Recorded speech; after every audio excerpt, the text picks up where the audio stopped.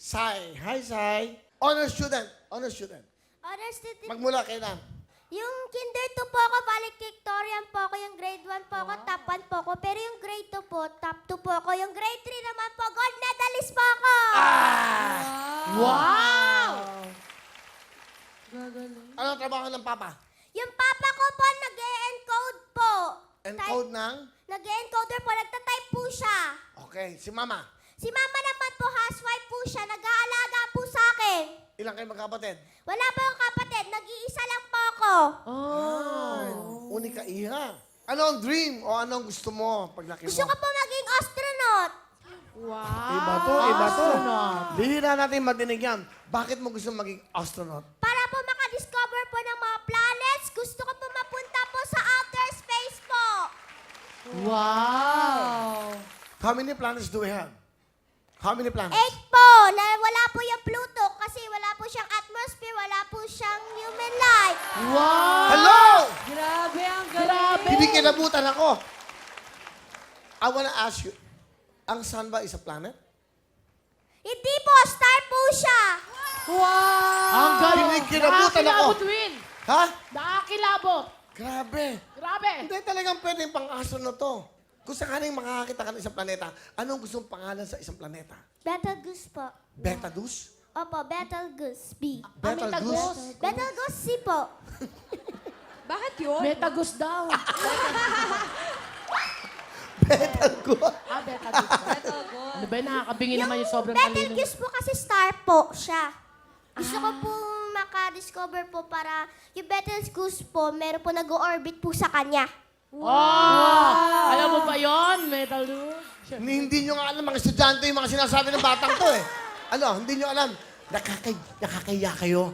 Buti Bulakbol kasi ng Okay. bulakbol. Alam niyo ba po yung moon po is a chunk of earth? Dati po kasi, few billion years po, yung asteroid po nag-collide sa earth. Wala pa po tayo po noon. Tapos po, bigla pong nag-ano po yung moon. Chunk po siya ng earth or piece po siya.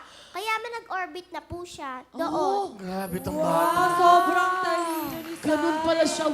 Alam mo, pwede ka ding teacher kasi ang galing mo mag-explain ng mga Correct. facts. Tsaka kung gusto mong pumunta talaga sa Mars, tutulungan kita. Tatawid lang tayo dyan sa Studio 3. Doon yung Mars. May Mars na dyan. O, dyan lang pala. Kay Camille Prats. Mars! Tama siya. Talino ko na! Gusto mo talaga maging astronaut? Opo, pero kung hindi po, presidente na lang po. Why now? Mga kababayan, eto po, tandaan nyo ang pangalan yan.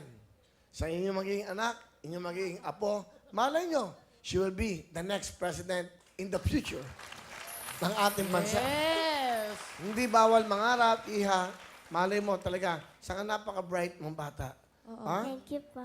Okay, ang ganda-ganda bata nito. Sino kasama mo? Say, pakilala mo. Pinapakilala ko po ang pinakagwapo ang supporting na tatay ko po, si Papa Rome! Magandang hapon at masayang hapon, Will. Naku, mukhang marunong yung tatay. Tsura pa lang, eh. Oh. Tsaka mukhang bata pa. Mukhang profesor, eh. Oh. Talagang, Sura lang po yan. Papa Rome, ano gusto mo sabihin sa napakarunong mo, anak? Sa Irene, lagi kang magdadasal, lagi kang hingi ng gabay kay God, and then lagi kang makikinig at sa amin ng mama mo. Kung nakapagalitan ka namin madalas, dahil rin sa pagmamahal namin sa'yo. So, tandaan mo rin na habang lumalaki ka, tumatanda kami. Lagi kami nandito para sa'yo, tsaka sa pangarap mo, supportan ka namin. Mahal na mahal ka namin, anak.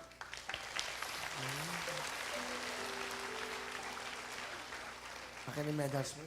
Akin na. Hawakan ko pa, hindi ka mahirapan. Papa, mahal na mahal kita, Papa, kahit minsan matigas ulo ko. Sorry po sa mga ginawa ko pong kasalanan po sa inyo. Sana po maging malusog po kayo. Kay mama mo, ano gusto mo sabihin kay mama? Ano ba si mama mo? Ay, pala si mama eh. Ayun. Hello, Will. Ay, mama, okay. Sige, ano gusto mo sabihin kay mami?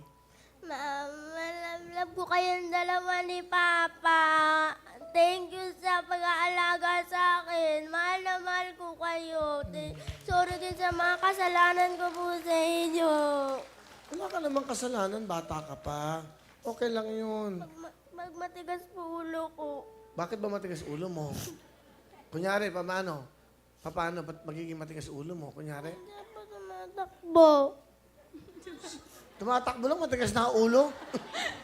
Opo, kasi po pahagdan po yung ano po. Pinaiingatan ka. Opo. So, huwag kang tatakbo sa hagdanan, baka mas uhulog ka. Tama naman yun. Mahal naman. Ang swerte-swerte nila sa'yo. Bihirahin kanyang bata marunong, ha? Tama ang papa mo. Habang tumatanda ka, tumatanda din sila. Kaya ingatan mo sarili mo. Si Saipon magiging isang inspirasyon ng mga bata, nating lahat. Dahil ang batang ito may pagkapusigido sa buhay at siyempre ang pangarap niya maging isang astronaut. Palapakan natin sa kanyang mga magulang. Ha? Tinatawag ka sa kabila? O, dito ka lang. Bakit? O ngayon, hindi ka pala pwede. Sai, pagbutihan mo pag-aaral mo ha. Mga magulang, palakihin nyo ng mabuti yung anak nyo. Sige, Will. Thank you, Will. Tama na. Akala ko ba gusto mo magwawawin? Ano yun? Ano yun?